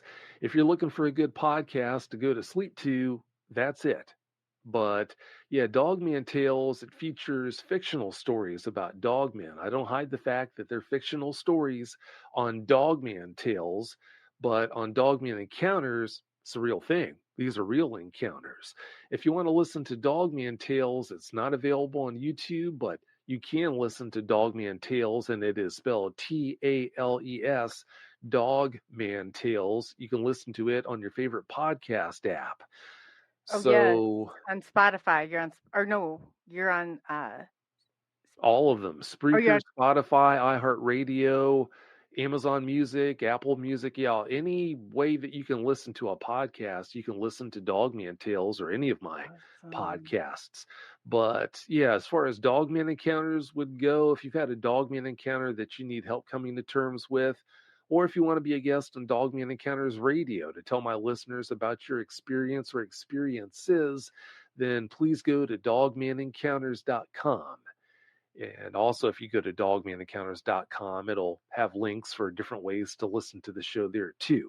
But as far as the Bigfoot podcasts go, Bigfoot Eyewitness Radio, you can listen to all those episodes using your favorite podcast app. And my Bigfoot sighting, you can listen to that podcast using your favorite podcast app or YouTube if you prefer it that way. So it makes it pretty easy. Yes. So if you go to the description and go ahead and click that description, I have Vic's social media links in there and where to find his podcast. And to Vic, I'll just have you double check that list when we're done. And if there's anything that I need to update, I will get it updated in my side of the system so that will go out to everybody. But yes, check out, they're in there. The YouTube links are in there. His website links are in there. Definitely go and check it out. Make sure to like, subscribe, comment, and share. And what nights of the week are your shows on, Vic? Well, the Bigfoot podcasts, those nights vary. I mean, sometimes I'll release 3 episodes of Bigfoot Eyewitness Radio throughout the week on various nights. And my Bigfoot sighting, sometimes I'll release more than 1 episode of that per week. So, yeah, that's kind of all over the place. But as far as Dogman Tales go, Dogman Encounters, I always release new episodes on Friday unless something happens to the eyewitness on Dogman Encounters. But Dogman Tales, I just produce that. So that's like clockwork every Friday night. Sometimes I'll publish more than 1 episode of Dogman Encounters in a week. Sometimes there's a Monday night show in addition to the Friday night show. But yeah, it's something I always try to shoot for at least a Friday night episode. Oh, that's awesome. And again, if anybody needs to report this, they have a dogman situation, where do they find that information or how do they come in contact with you for that? If they've had a Dogman encounter that they want help with, or if they want to come on Dogman Encounters Radio, then yeah, they would just need to go to dogmanencounters.com and then submit a report. If you submit a report, then I'll contact you to schedule a phone consultation and we'll take it from there. Awesome. Awesome. Well, Vic, how exciting. I would love to hear about this. I accidentally hit my microphone. In leaving, I guess today, I definitely, you've blown my mind. I have to go through, and next time I have you on, I'm going to read everything I can possibly read on Dogman and do my research. He's he's outside of that, but I am getting to know him, and I would love to know more about him. So I appreciate everything that you're doing in the community and helping the people and everything else. I mean, that is amazing to hear that you're doing that. So that's awesome. In closing, is there anything else that you want to leave with the people or any words of wisdom or, I guess any parting words? Well, the only parting words I want to put out there is if you happen to have a Dogman encounter, I can totally understand how it can seem like the end of the world, depending on how traumatic it might be. But yeah, understand you're far from the only person to have an encounter with one of these guys, and there's definitely help out there. So please keep that in mind. If you do have an encounter, you know where to go for help if you have one. So please don't forget that. Awesome. Well, thank you, Vic. And I very much appreciate it. And I will be in touch soon. So, yes, wasn't that amazing? Vic is amazing. He comes so highly recommended too. Jessica Jones is like heard, she's like, oh, Vic, he's one of her. And I remember when she was on Spaced Out Radio and she was having Vic on. So that was very, very cool. I'm just gonna check through chat here. Hey, Spider Bites. Oh, I see you got that brunch, girl. That's awesome. And we have, I need to move this forward just because I don't have my glasses on. And we have, let's see. I'm just going to start here and see what oh, Solomon Jack is in the house. I got you. Carl Sub. Hey, appreciate you being here. Hey, and I know Swamp Dog is in this chat. Swamp Dog, I said I would open up if you're listening and you want to do a little bit of an open mic. I can open up another show. Maybe we can get Kurt W75 to show up. I'm not sure though. But yeah, definitely Mad Pox is in the house, and let me see. Hopefully, I didn't miss anybody. But hey, since I have so much of, I knew Wednesdays is usually not a day that I do a show, but that's definitely not an issue. But Vic came absolutely wonderful, great, great, great. But now that I have most of my wrenches in here, the wrenches, I wanted to tell all of you thank you for picking one of those up and really taking on this responsibility. And that our I don't see I have a guest on who's gonna just he's going through the flat Earth topic on Thursday. That can be a little rifling in itself, but we also have Corey Goody and James Gillian coming on. So this is where it's going to be interesting. And I'm asking each and every one of you that's holding those wrenches, if you could be here on Thursday, especially for that 7, or excuse me, they'll go beyond from 9 until 11. If you guys can kind of patrol this, it's going to take some wonky turns along the way, but we've got a good plan going. It's been something that I've been working on for a very long time, and so I was able to get it going. And so definitely appreciate each and every one of you out there. Also, we're trying to get a Facebook group. So if you're on Facebook, contact Polly, Roderman, me. I just got my other account back up, which is amazing. Oh man, that was a huge nightmare all in itself. So again, yes, for you listening out there on Twitter, Corey Good is coming and he's going to be clearing the air. For all of you that know that have been on there for many years, he developed the name Corey No Good. He's been accused of blue chicken, and he is willing. I talked to him, and he is willing to go there, and we are willing to hit all of this stuff and bring it to you. So yeah, definitely time for him to clear the air. It's been too long, and I think that if anybody can see this in a different light, it's many of us out there. So yeah, so is anybody in chat? I wasn't sure if anybody had any dying desire to do an open mic tonight, but if you don't, you do. See. Oh yeah, Shane. I know. Yeah, that'll be fun. That's on at 7. Yes, that's our flat earther. I'm right up there. I'm so excited to see this because I allude to stuff and make stuff comments all the time. So it will absolutely be great. And if you haven't done so far and you like what you hear, please go ahead and hit that like, subscribe. Go ahead and comment, and please share with your friends and family. That's a way to get it going and to get the information around. But yeah, so I really, I guess I wanted to hear from chat, make sure in chat that you guys are doing good. Doing good. Everybody's doing good. Anybody want an open mic? I can throw something on, or are we done for the night? And maybe, I'll see. Go on, guys. Keep it going. Solomon Jackson's like, keep it going. Yeah. I didn't know if I would there was a few people. Jessica Jones is like, hi, I'm in my pajamas. And I was like, I know what that feels like. I can't even pressure her. I know what that feels like. So Kurt, Spider Bite, you want to come on for a minute? I mean, it's totally up to you. I could switch over to another stream and we could do that if you wanted to. Or Solomon Jacks. I don't know if, I wish I had the phone line hooked up.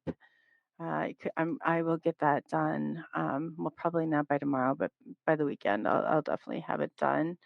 And with that being said, hello, everyone, Ohio Bigfoot researchers. Hey, so how about you? Let's see. A question. Okay, yeah. Oh, we can do this. It says, so how about you, Coley? How did you get started with this? Oh, fair enough. Touche. With Bigfoot, well, let me start with everything.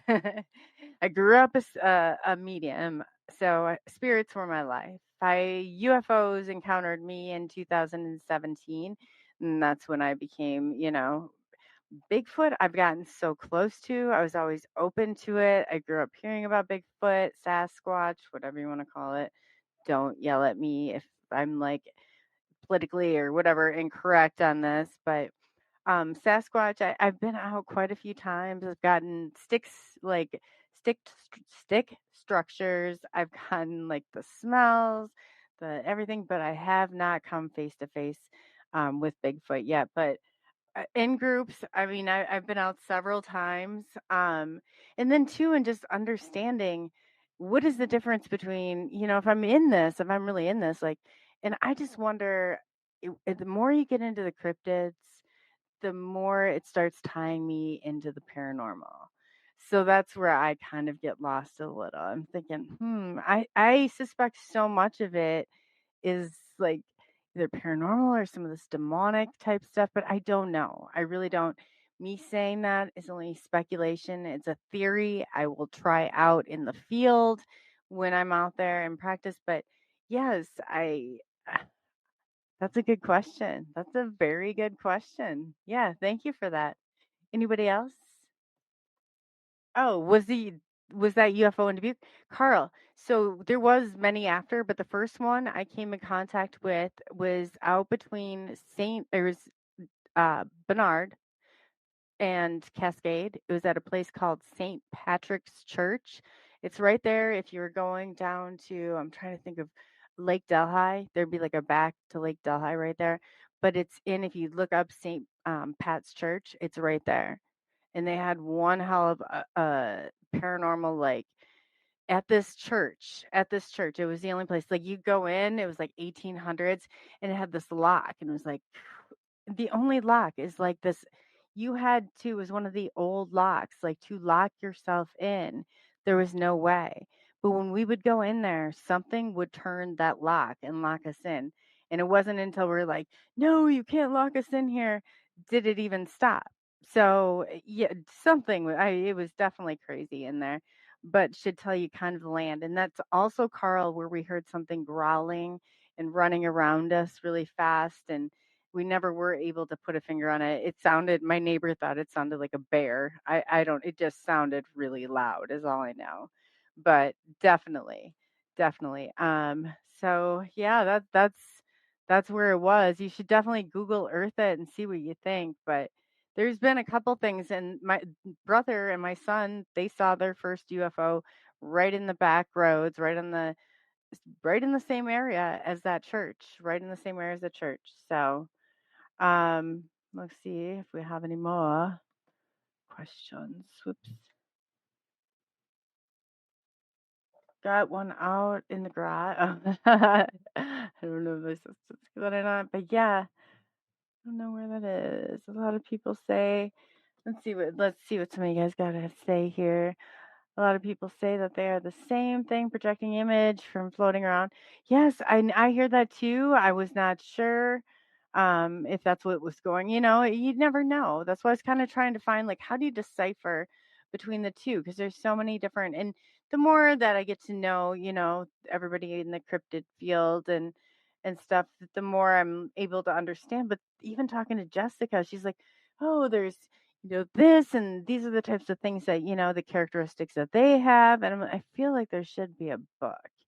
Somebody needs to write this book so we can, like, flip it open and we know the characteristics and we go to people, because a lot of people are collecting this data and this could be useful. It really could be. I mean, if MUFON had a handbook, I would have definitely grabbed it and read it, and at least I was in it. But yeah, it really is kind of scary I don't know if it's more scary, like, whatever. I think it is that they don't have that step 2. Like, we're step 2.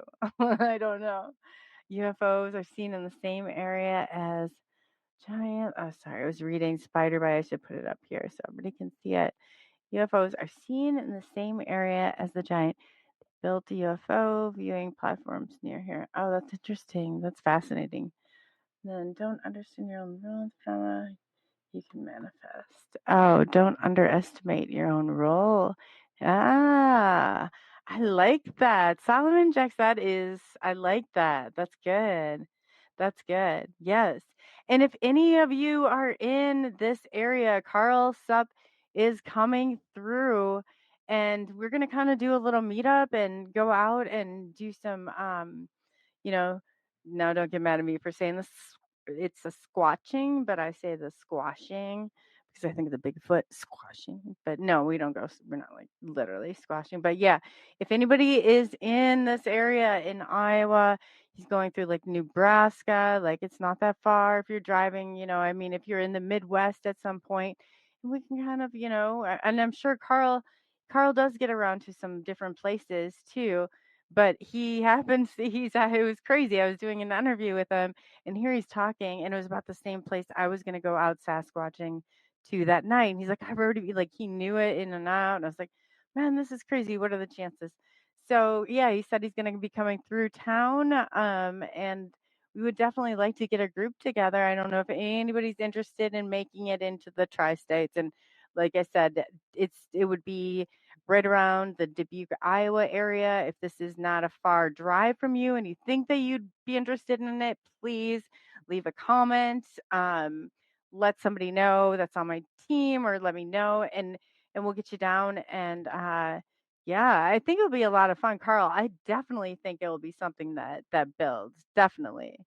So we're all about it. We're super pumped around here for that. So oh, well, I only have to swim. The Arctic or teleport. Yes, I know. Now I see where that is coming from. So let's see here. Oh, Carl. Carl says not sure when, but I'll ask around. Carl, we should start feeling around, and I could ask and throw some stuff out too to the local people. Um, but yes, definitely don't underestimate.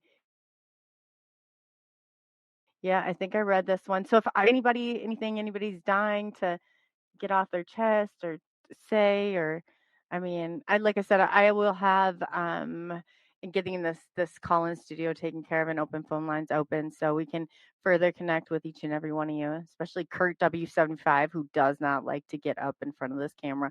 We're going to get you up here in front of this camera, and you're going to be just fine. He has never admitted this is not why he doesn't want to. He's just always got something going on. But Kurt's very much appreciated. He's very much at the heart of our admin team, and he keeps an eye on everything for us. So thank you, Kurt. Thank you. Him and good Polly Roderman, and she's going to be hosting on some days. So it'll be great. I mean, it's a great family. For those of you who just joined, welcome to the family. We are more than happy to have you and embrace you. And, it's like our dysfunctional family. We love that. So, it's been great to connect with all of you. Again, we are going to be back on Thursday. We have a 7 p.m. and that will be our flat earther coming. And he says he's got an argument, or he's got I shouldn't say argument, that's a bad way of putting it, but he's got information that he claims will help people to understand and put an end to us thinking people are still hanging upside down off the planet somewhere, or however you want to word that. And so I look forward to it. So we're going to give him an open mind. And even though it's like maybe put a trigger warning on there, he's excellent. You really will like him. And then the second part, which I'm super pumped about, and the reason I'm super pumped about it is I've been working on this interview for months. So months. Yeah, but we finally nailed it down. The call I got, it was super quick. It wasn't like, hey, here you got a couple weeks. It was, hey, here you got 2 days. Can we do this? And I was like, yeah, we got it.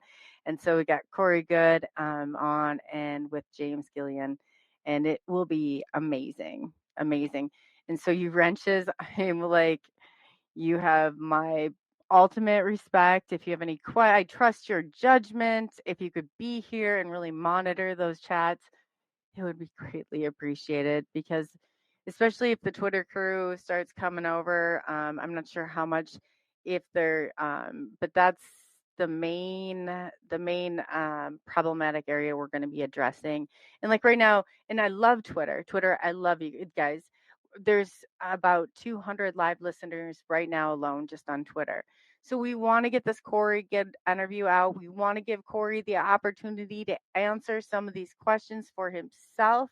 So if you would just by all means just share this, share his his promo that's on there about when the show is, or where it's going to be again tomorrow night, 9 p.m. Central Standard Time, 10 p.m. Eastern Standard Time, and he is going to be setting the record straight first and foremost. So he and I are going to sit down one-on-one, even before I bring James on.